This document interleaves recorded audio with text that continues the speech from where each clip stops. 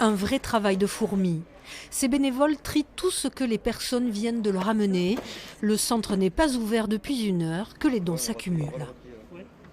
On a trié tous les sacs d'habits, femmes, enfants, hommes, les bonnets, les écharpes. On a tout trié de manière à ce qu'après, on mette dans les cartons chaque catégorie de vêtements. On est en train de préparer, de faire 3 couloirs différents.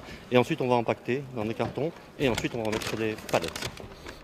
Le parc des expositions va centraliser les dons de toutes les communes de l'agglomération paloise. Les particuliers peuvent aussi venir y déposer leurs affaires.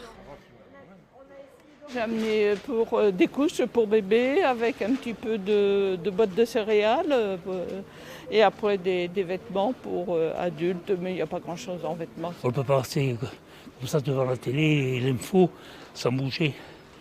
Donc si on peut faire quelque chose, il faut le faire. L'agglomération est en lien avec les ONG et la protection civile pour répondre au plus près aux besoins sur le terrain.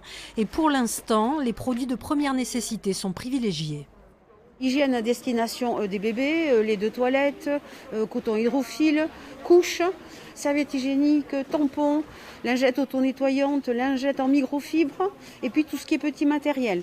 Ils n'ont rien, donc des lampes de poche, des ampoules, des bougies, des petits transistors aussi parce que ça leur permettra de communiquer. Le centre est ouvert tous les après-midi sauf le dimanche.